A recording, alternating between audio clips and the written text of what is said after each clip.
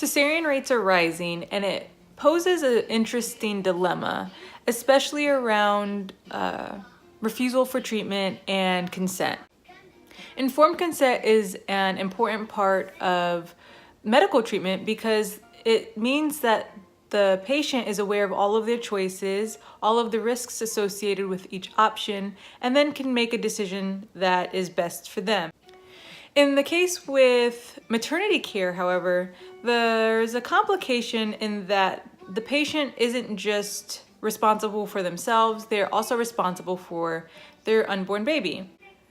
OBGYNs and other health professionals that deal with maternity care have dual responsibility, meaning they need to focus on the health and outcome of the mother, but also the health and outcome of their baby. Mom's baby, not doctor's baby. So when we're looking at things like informed consent and the responsibility of a patient to decide what's best for them, obviously it can create very uncomfortable situations for the care provider, especially if a patient is refusing the recommended care, and by refusing that may cause increased risk or potentially danger to either themselves or their baby. A way around this that people have decided to do is create hospital bans on certain procedures like VBACs, like vaginal births after cesareans, or vaginal deliveries for twin births and breech babies. The argument is that by doing so, they are, reducing the risks to the patients because, just to throw out a number that was said, apparently there's people who believe that the uterine rupture rates for VBACs is like 1 in 200. That's not correct by any means. That risk is not nearly as high, but that mindset of thinking, well, this is such a increased risk, so we're not going to offer it, is the basis behind these bans, either for the whole hospital or doctors that just refuse to do that. Another tactic, if in certain cases not with hospital bans, but that doctors may use, especially if a patient is refusing care or the recommendation of the doctor, is that they may start using coercion, threats, oh my goodness, your baby's going to die if you don't do this. All of those types of scenarios kind of force their patients to make decisions and is not conducive to really allowing somebody to make their own choices. The American Journal of Obstetric and Gynecology, whatever, it's an organization that sets guidelines for obstetric care, has already put out a memo or like an article geared towards OBGYNs saying that coercive behaviors and trying to manipulate a patient into, agreeing or going along with the recommendations is not ethical and should not be done. They say that this opposes informed consent, which is a vital part of medical care, and that they do not support that type of behavior at all. Unfortunately, that doesn't mean that it's not happening, and so as a result, there are things like this consent form for cesarean. I'll link the form down below in case you want to use it, but really it's a form that says, it's been recommended that I have a cesarean section. I'm fully aware of the risks of that cesarean section.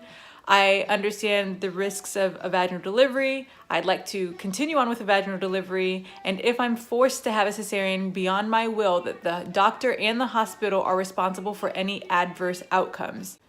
This is important because one of the things that are not talked about, especially when discussing, the recommendations, is that most options, almost all options, honestly, like there's risks to unmedicated vaginal delivery, there's risks to medicated vaginal delivery, there's risks to cesarean sections. And so acting like that there's no risks is kind of misleading because there's risks all across the board. But for some people, they are more okay with the risks in certain scenarios compared to risks of other scenarios. So let's say, using VBAC as an example, a mother who wants to attempt to and or have a vaginal birth after cesarean is saying that they're fully accepting the risks that come with the attempt to deliver vaginally, and that they're accepting those risks over the risks of a cesarean. Doctors do not like this. And I'm not going to get into the fact that, there's a lot of politics and that hospitals are a business. But from the standpoint of a compassionate person who is looking out for the health of mom and baby, it can be very distressing to the doctor to say, look, this is what I think is in your best interest, in your baby's best interest, and to have that be refused. Now, what do? You don't want to be liable for any adverse outcomes, but you also have to respect your patient's wishes. Some doctors are more accepting and say, okay, as long as we are under the same understanding that you're aware of the risks, then we can proceed. Others just go ahead and say, you know what, if you don't do this, the courts can be involved and blah, blah, blah, blah, stuff like that. If you think that this is like one-off situations, and I understand how could hospitals be really banning, vaginal deliveries or, forcing people who have multiples or breech babies to deliver in a manner when we're talking about a major surgery, because a cesarean section is a major surgery. That's like saying, for any other health condition or issue, if they're, wanting to have a procedure done that's less invasive, they're like, no, we need to cut your arm off or remove a part of body or something like that. I'm not very good at analogies and I am dramatic, so I get it. But at the end of the day, these policies are putting people at risk for other issues that come up with cesarean sections, and also making it harder for women who want care and want to deliver in hospitals and would like to at least attempt vaginal deliveries based on their circumstances to get medical care. A few studies have shown that people have to travel over 30 miles in some areas if they have a county that doesn't allow VBACs, and 30 miles is okay for a lot of us. We can travel that, but you have to think about the fact that, one, not everybody is in the same financial situation. Two, it takes time to get there and get prepared. So if you're attempting a labor and you are traveling 30 miles, down the way to deliver at a hospital, because you want to deliver at a hospital, but you also want a vaginal delivery, it's creating additional risks that are not discussed. That maybe the mom is okay with, but maybe she's not okay with, and as a result of the circumstances, she's taking that on just to have the outcome that she wants. There's also studies that I've read that show that in some areas you can't have a VBAC at a birth clinic, but you can have a VBAC at home with a midwife. And that's like, okay, wouldn't you think that a birth clinic or a hospital would be better equipped for some of the emergencies that are associated with VBAC, breech delivery, or multiples? So instead of making birth safer, they're trying to force hands to have an outcome that they want. C-section rates are rising. That means less women are going to be able to attempt vaginal births later. That also means that more women are going to need C-sections if they continue to have families. The higher the rate of cesarean sections for a person, the more risk that they're having if they decide to have a big family or multiple pregnancies. Is that being considered at all while they are trying to force people into having the type of delivery that they are most comfortable with? The other issue that I guess that I was thinking about this topic is that I made a video yesterday about Cytotec, which is a medication that's often used to induce labor. That medication is contraindicated in those who've had previous cesarean sections. So the way that I'm kind of thinking about this is that those who want to have a vaginal delivery after cesarean section are going to be more encouraged to go into spontaneous labor, go to labor on their own, than someone who hadn't had a previous cesarean section. This is problematic because instead of saying that we can schedule an induction at 39 weeks, we are going to probably have to wait until a woman goes into labor naturally. And we know how much doctors hate that. We want to be in control of everything. We want to make sure we understand when this is going to happen. I want to work my schedule around this. And if a cesarean needs to happen, then we need to make sure that we have that as soon as possible. We can clear the bed and have the next patient in.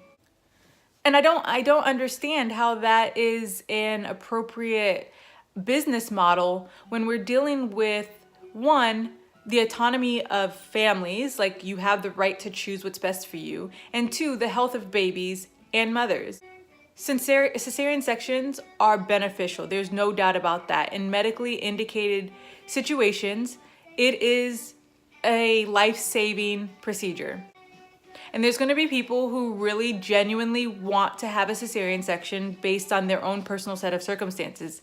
I don't have an issue with that. What I do have an issue with, though, is the idea that people who would like to deliver in a manner are being forced to not have those options. And those who have the options are being coerced and manipulated into doing something that they may not really want to do. I was talking to my sister this morning, and we all know that look that parents can give, that like, I got you. You're gonna, if you don't do what I'm saying, I'm going to do X, Y, and Z.